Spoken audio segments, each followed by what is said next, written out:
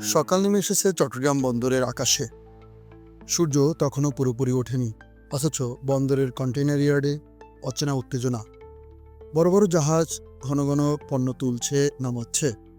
দূরের সাইরেন যেন কানের মধ্যে ফিসফিস করে বলছে, সবকিছু আগের মতো থাকছে না।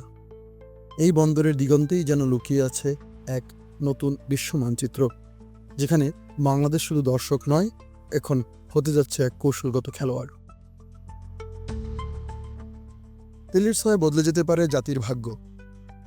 মধ্যপ্রাচ্যের মরুভূমি থেকে উঠে আসা তেল আজ বিশ্ব রাজনীতির সবচেয়ে শক্তিশালী হাতিয়ার, আর সেই হাতিয়ার এখন বাংলাদেশের দিকেই বাড়ানো হয়েছে। সৌদি আরব, যারা একসময় শুধু বালির নিচে তেল খুঁজত, এখন তারা বাংলাদেশের সমুদ্র তীরে তেলের কেন্দ্র বানাতে চাইছে। লক্ষ্য একটাই, বাংলাদেশকে দক্ষিণ এশিয়ার অফিসিয়াল তেল হাব হিসেবে প্রতিষ্ঠা করা।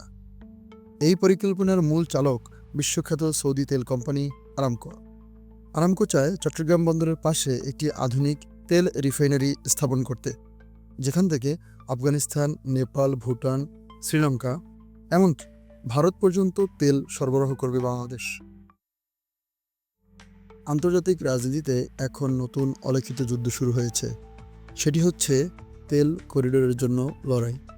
সৌদি আরব ও আরামকো জানে, পারস্য উপসাগরের উপর অতিরিক্ত নির্ভরশীলতা এক প্রকার ঝুঁকি, তাই তারা বিকল্প পথ খুঁজছেন। বঙ্গোপসাগর, বিশেষ করে চট্টগ্রাম ও পায়রা হয়ে উঠেছে সেই বিকল্প পথের সেরা পছন্দ। চীন ও ভারতের মধ্যকার উত্তেজনা, দক্ষিণ চীন সাগরে মার্কিন নৌবাহিনীর শক্ত অবস্থান, আর পাকিস্তানের অভ্যন্তরীণ সংকটের মাঝে বাংলাদেশ একটি নিরপেক্ষ ও প্রস্তুত শক্তি হিসেবে নিজেদের দাঁড় করাতে চাচ্ছে। এই ভূকৌশলগত অবস্থানই আরামকোকে বাংলাদেশের প্রতি প্রলুব্ধ করছে।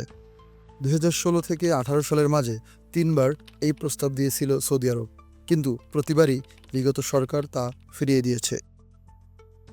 বিশ্লেষকদের অভিযোগ, কিছু ব্যক্তিগত স্বার্থ রক্ষা করতে গিয়ে হাতছাড়া করা হয়েছে বহু বিলিয়ন ডলারের বিনিয়োগ।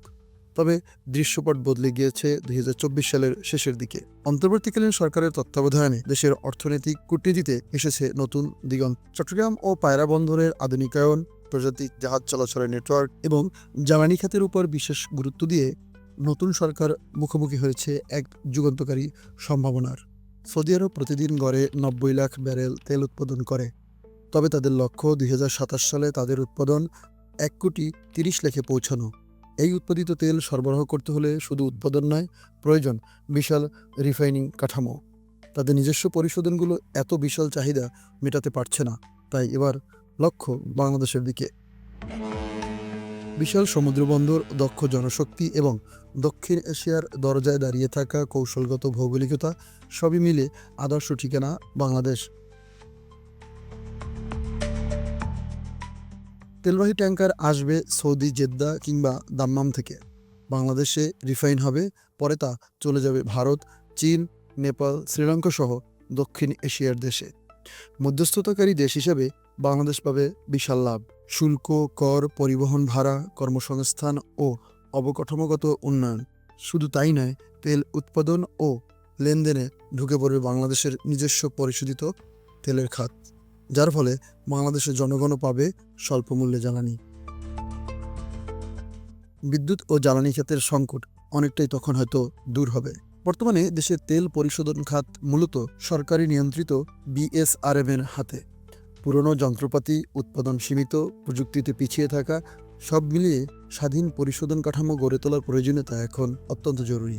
সৌদির এই বিনিয়োগ শুধু এই খাতকে আর্থিকভাবে নয়, প্রযুক্তিগতভাবেও এক নতুন উচ্চতায় নিয়ে যেতে পারে। 2023 সালের তুলনায় 2025 সালে প্রায় 40% বেড়েছে তেলের দাম। তেলের দাম কমলে সরাসরি উপকার পাবে পরিবহন, কৃষি, বিদ্যুৎ ও শিল্প ও ক্ষুদ্র শিল্প খাত। অর্থাৎ তেল শুধু জ্বালানি নয়, একটি রাজনৈতিক ও অর্থনৈতিক রূপান্তরের হাতিয়ার।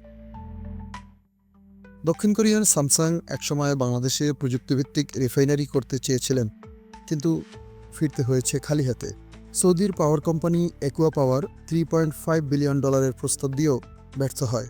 একের পর এক এইসব সম্ভাবনার দরজা বন্ধ করে দেওয়া হয়েছিল দুর্নীতি, অবহেলা আর সংকীর্ণ রাজনীতির কাছে। তবে এখন বদল এসেছে। নতুন সরকার একের পর এক দরজা খুলছে। এই সরকার আর বিক্রি হতে চায় না, তারা নেতৃত্ব দিতে চায়।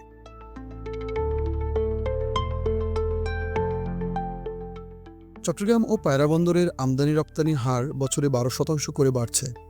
বিশ্লেষকদের মতে এই হার আগামী 5 বছরে দ্বিগুণ হবে যদি সৌদি কোম্পানি বাংলাদেশে তেলের জন্য বিনিয়োগ করে। এই সম্ভাবনার কথা চিন্তা করে ইতোমধ্যে চীন, ভারত, যুক্তরাষ্ট্র কৌশলগত অবস্থান নিতে চাইছে। চীন চাইছে এই প্রকল্পকে তার রোড অ্যান্ড বেল্ট প্রকল্পের অন্তর্ভুক্ত করতে। ভারত চাইছে ট্রানজিট সুবিধা আর নিজস্ব নিয়ন্ত্রণ। কিন্তু সৌদি বিনিয়োগের ফলে বাংলাদেশের কণ্ঠ এখন সুস্পষ্ট। বাংলাদেশ বলছে, আমরা কারোই প্রান্তিক খেলোয়াড় হতে চাই না, আমরা নিজেই শক্তি। বিগত 5 বছরে বিশ্ব অর্থনীতির চেহারা বদলে গেছে।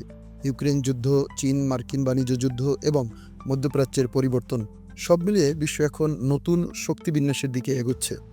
তার জন্য দক্ষিণ এশিয়ার নতুন অর্থনৈতিক হাব হিসেবে সবার আগ্রহ ও ভরসা বাংলাদেশ।